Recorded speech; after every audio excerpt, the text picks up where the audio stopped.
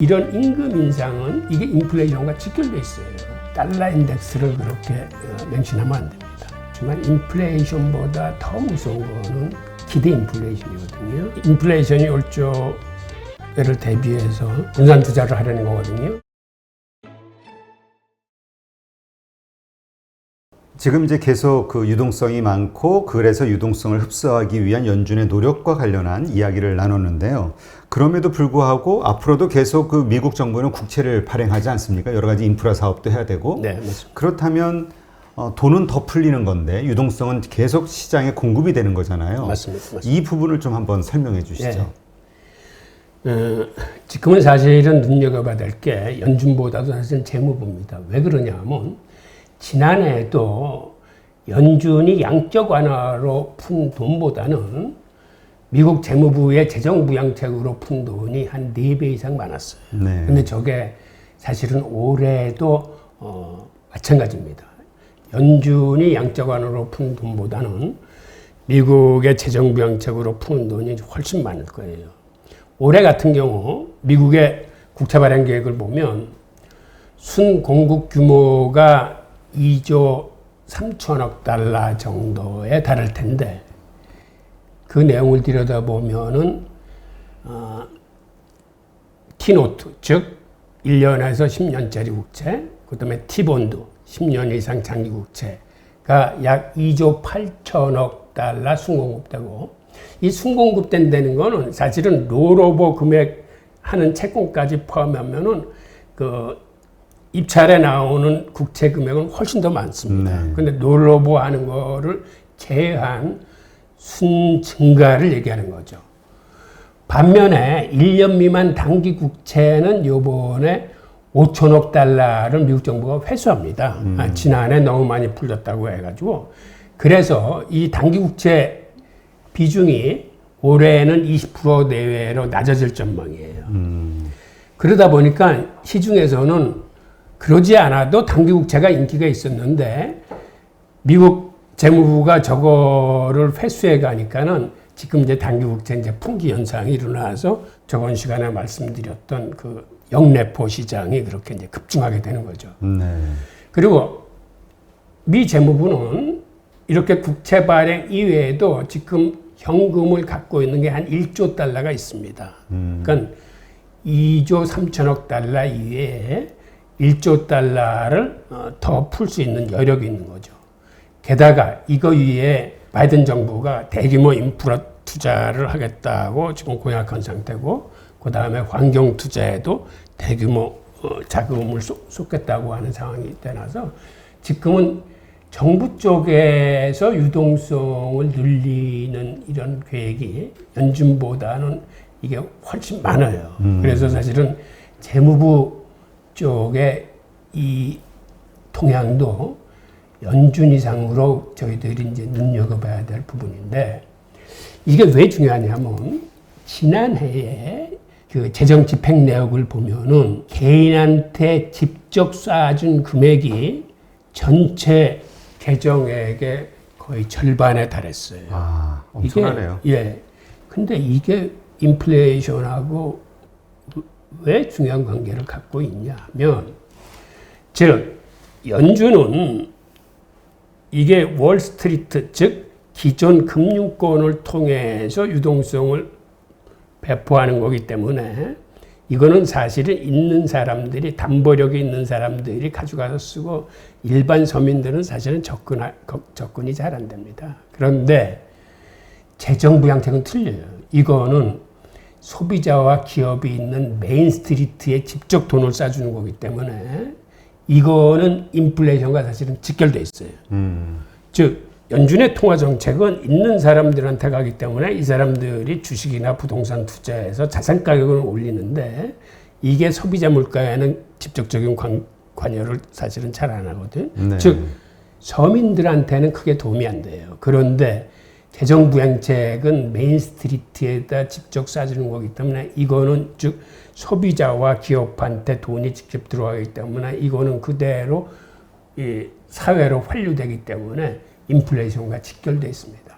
게다가 최근에 어떤 상황이 벌어지고 있냐면 미국이 실업수당을 지불하는데 특히 주정부, 연방정부에서 별도로 따로따로 주기 때문에 받는 사람 입장에서는 두 군데서 받는 경우가 많아요. 그러다 보니까 이 사람들이 특별히 힘든 일을 선호하지 않아. 그러니까 집에서 놀고 있어도 예를 들어서 뭐 2, 3천 불 수입이 되는데 가서 어려운 일을 해도 그보다 조금 더 많이 받는 수준이니까 아예 일을 안 하려고 들어. 네. 그래서 미국에서는 지금 어떤 일이 벌어졌냐면 실업률이 6%임에도 사람 구하기가 굉장히 힘들어요. 구직난이에요. 네. 그러니까 특히 뭐 알바라거나 좀 육체 노동하는 일이나 이런 데는 사람을 구할 수가 없어요. 그래서 바이든 정부가 들어서서 최저임금을 뭐 시간당 15달러씩 인상을 하겠다 그러는데 이미 그거보다도 더 높게 시중에서 그 최저임금이 형성돼서 지금 시간당 한 18달러가 됐는데도 사람이 없어요.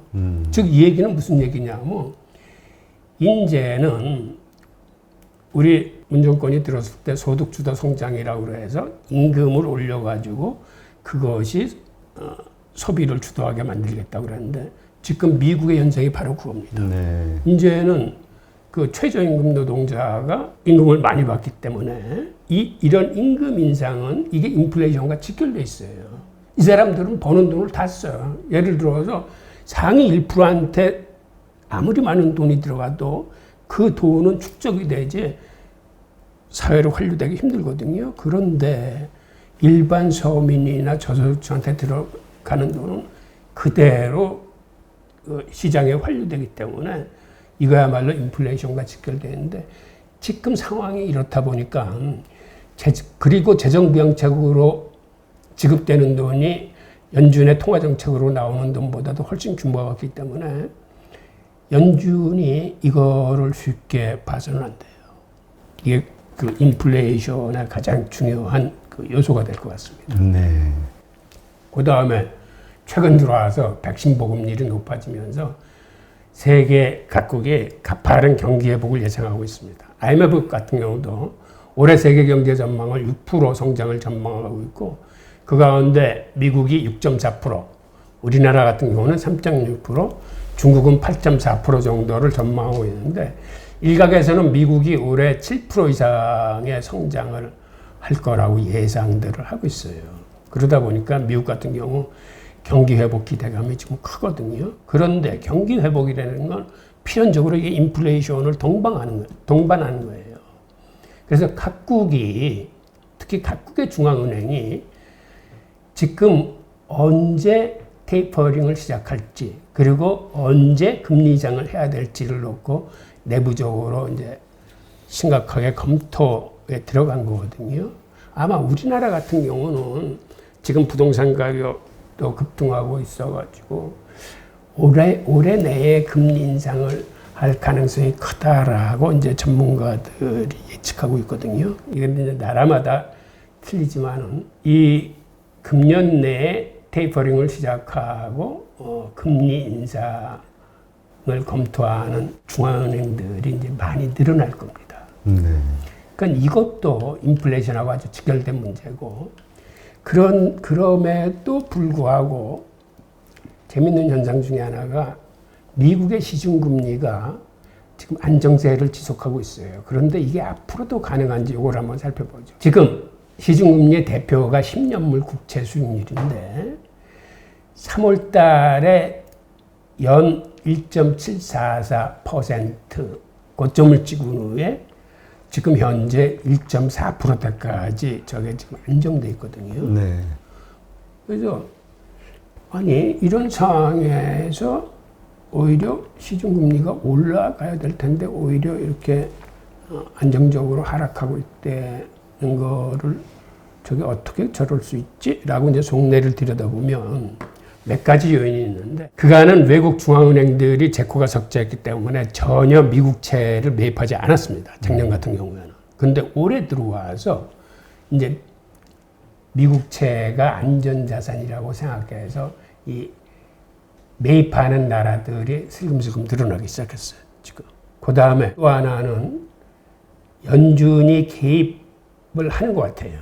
직접 개입일 수도 있고 시중의 대형 상업은행을 통해서 간접 개입일 수도 있는데 하여튼 대표 금리인 10년물 국채 금리에 대해서는 개입하는 게 아닌가라는 그런 그 의혹이 있고 또 하나는 일반 투자자들이 지금 주식시장이 불안하다고 하니까 저게 언제 버블이 붕괴될지 모른다고 하니까 이제는 안전자산으로 회귀하는 거 아니냐.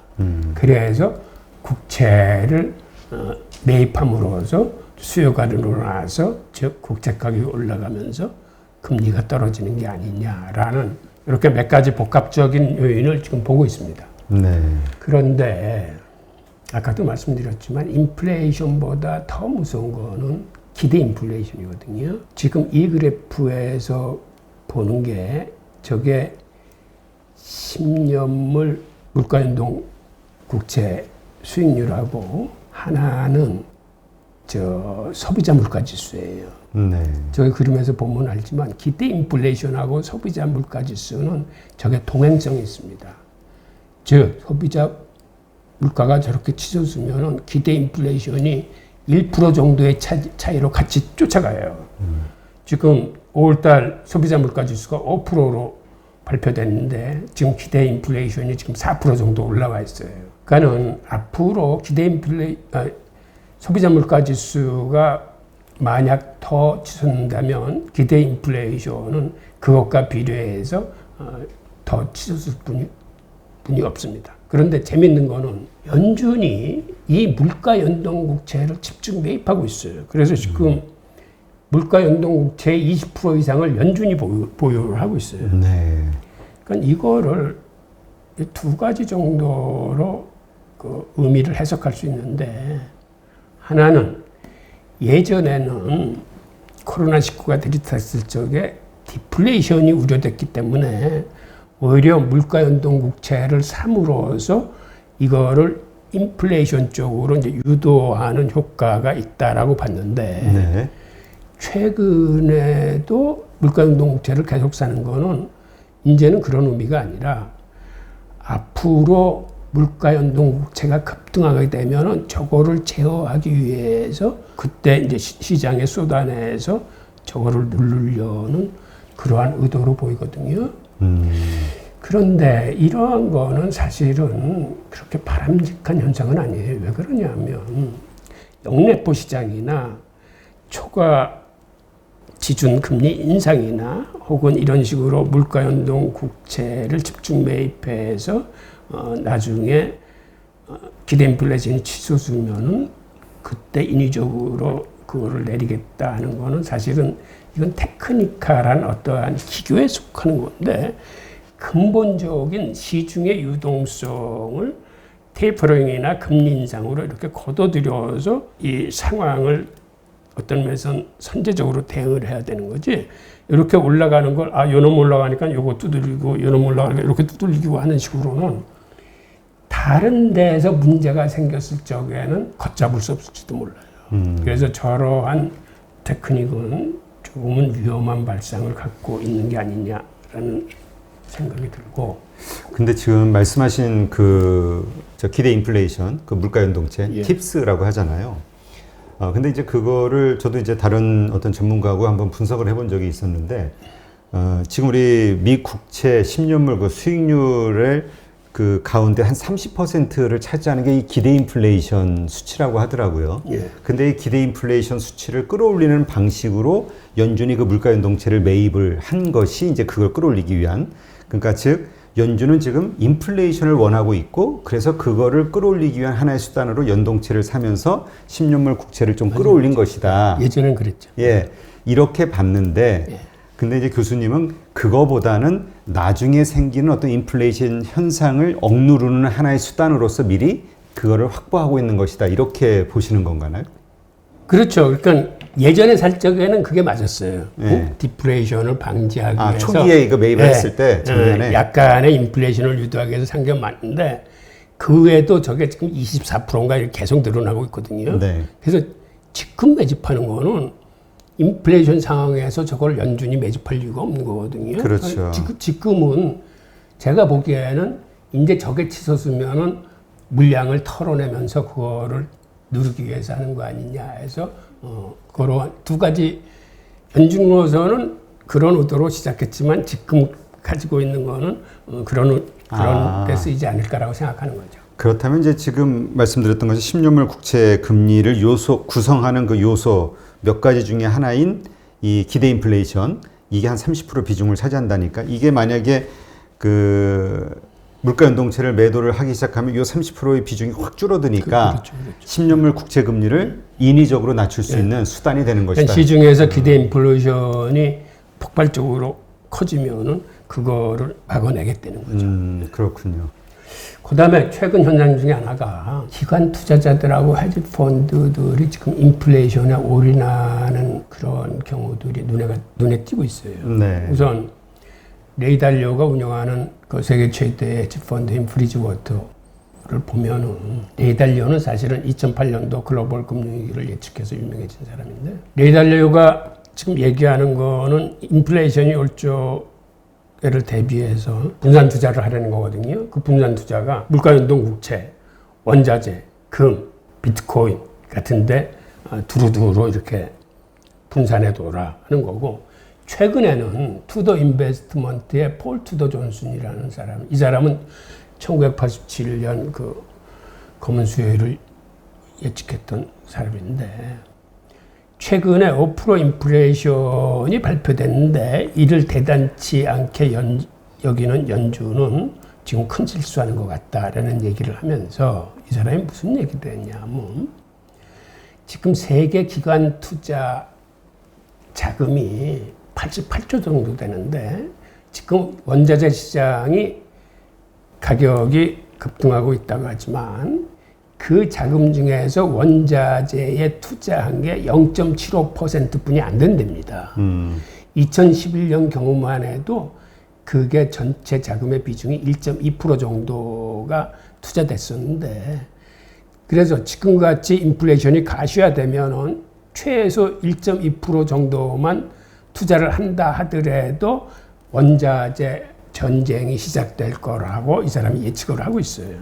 그래서 이 사람 같은 경우는 나는 지금 어떻게 하고 있냐 하면, 내 운영 자금의 5%는 금에, 5%는 비트코인에, 5%는 현금을 갖고 있고 5%는 원자재에 투자한다고 그랬어요. 그러니까 평균이 지금 0.75%인데 이 투더 인베스트먼트만 하더라도 원자재에 5%나 투자를 하겠다고 했기 때문에 앞으로는 이러한 그 인플레이션 해지 수단이 되는 저런 대체 상품, 특히 원자재 시장이 급격하게 이제 달아오를 거라고 이 양반은 이제 예측을 하고 있는 거죠. 네. 즉 이렇게 인플레이션에 올인을 하게 되면 생각보다는 인플레이션이 이제 가속화되거든요. 그리고 최근에 그럼에도 불구하고 달러 인덱스는 지금 90 전후에서 안정돼 있지 않느냐라고 그렇죠. 하는데, 기본적으로 우리 투자자들은 달러 인덱스를 그렇게 맹신하면 안 됩니다. 그 이유는 달러 인덱스는 사실상 달러와 유로화하고의 관계예요. 달러 인덱스를 구성하는 6개국 중에서 유로화 비중이 자그마치 57.6%이기 때문에 유럽의 경제나 유로화가 어떻게 되느냐에 따라서 이제 달러 인덱스가 변하는데, 오히려 달러의 가치를 제대로 보려면 개도국 통화하고 비교를 해야 됩니다. 네. 그러니까 우리는 대부분 달러 인덱스가 많이 언급이 되는데, 달러 인덱스보다는 개도국 통화하고의 이제 상대 가치를 봐야 되는데, 일례로 지난 1년간 위안화와 달러하고 사이에서 달러의 가치가 11.5%나 가치가 절하됐어. 그러니까 위안화 같은 경우 작년에 7.1 정도 됐던 게 지금은 6.39%까지 지금 절상이 됐거든요.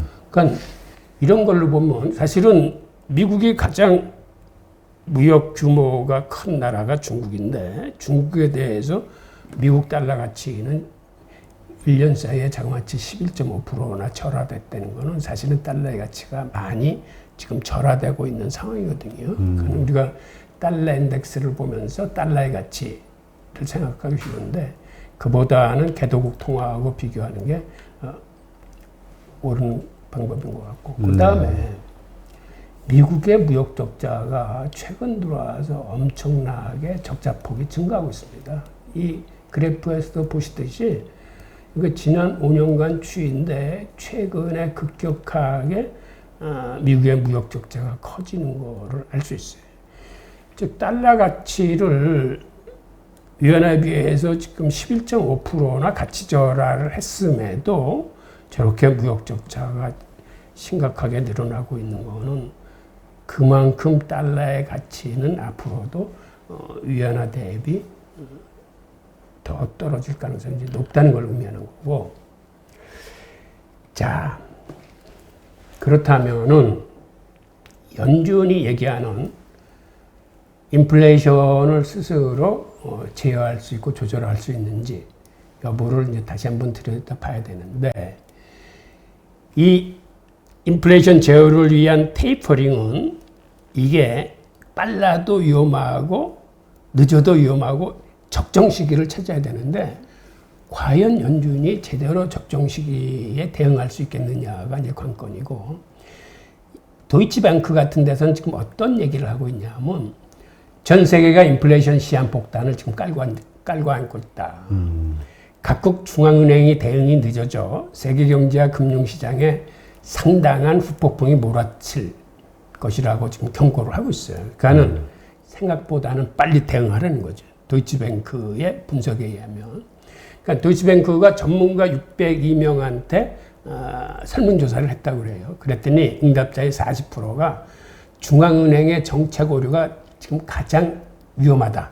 그러니까 중앙은행이 빨리 판단을 하고 제대로 판단을 해야 되는데 40%가 거기에 대한 지금 불신을 갖고 있는 거예요.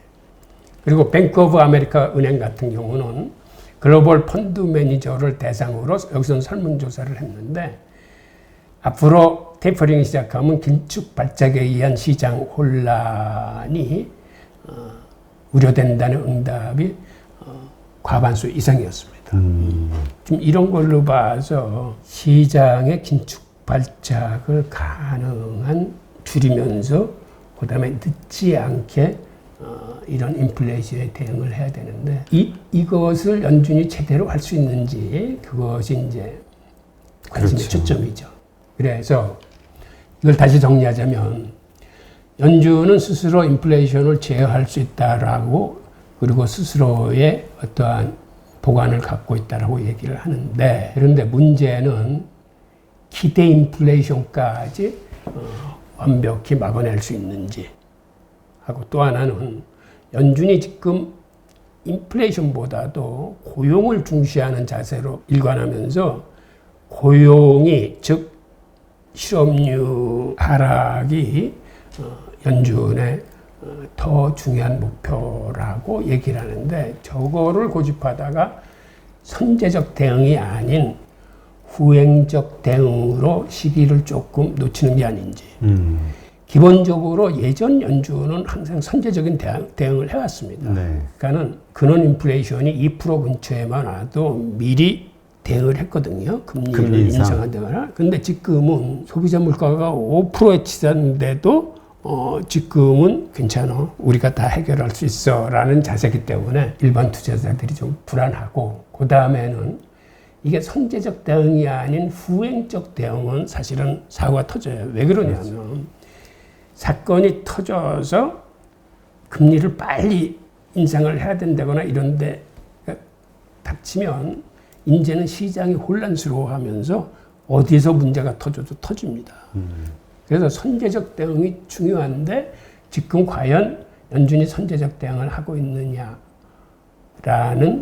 판단을 해야 되는 거죠. 그 다음에 더 중요한 거는 문제는 사실은 대비하는 곳에는 잘 안 터져요. 그러니까는 연준은 지금 몇 가지 그 10년물 국채 수익률하고 그다음에 기대 인플레이션하고 이렇게 테크니컬하게 이거를 조절을 할 수 있다라고 생각하는데, 그러면 이 조절하는 곳에는 문제가 잘 안 터지지만 그렇지 않은 엉뚱한 곳에서 문제가 터지면은 그거는 막기가 굉장히 힘들어지는 거죠.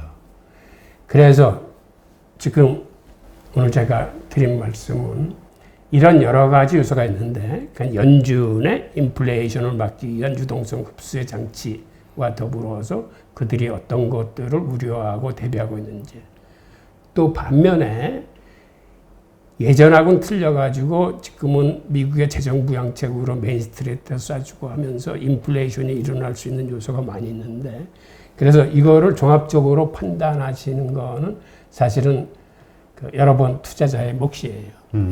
그렇죠. 그러니까 지금 그 전후 사정을 모두 파악을 한 상황에서 확률은 50대 50이네요. 되거나 안 되거나.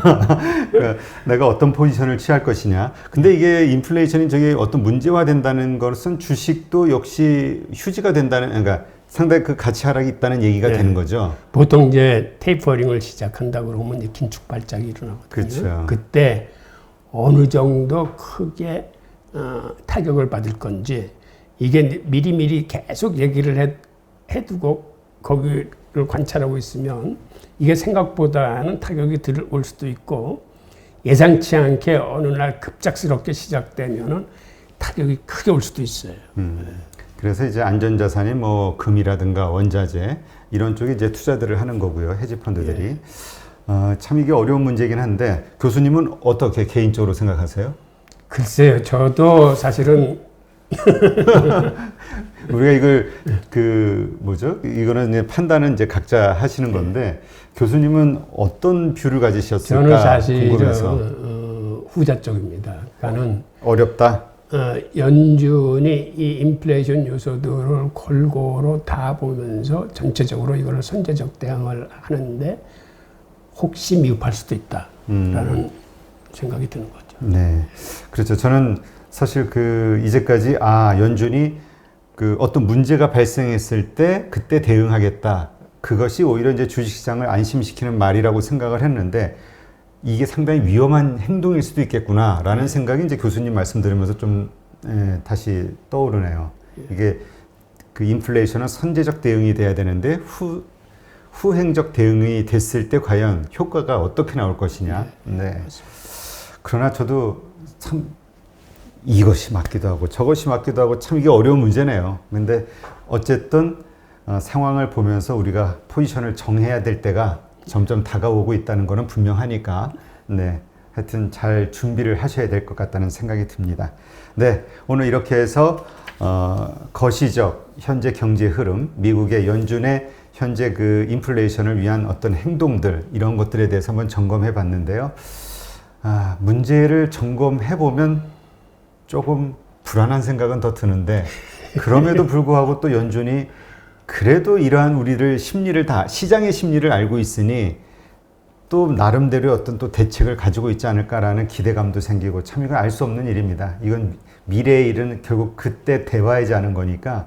하여튼 그러나 그 어떤 예감을 할 수 있잖아요. 그 어떤 말씀하신 이런저런 상황들이 벌어졌을 때 연준이 당황하는지, 혹은 연준의 어떤 조치가 조금 뭐 시장의 평가가 늦다, 뭐 이런저런 이야기가 나온다. 이랬을 때 포지션을 후다닥 대응을 우리도 빨리 해야 되겠네요. 네. 알겠습니다. 네, 오늘 좋은 인사이트 감사합니다. 예, 고맙습니다.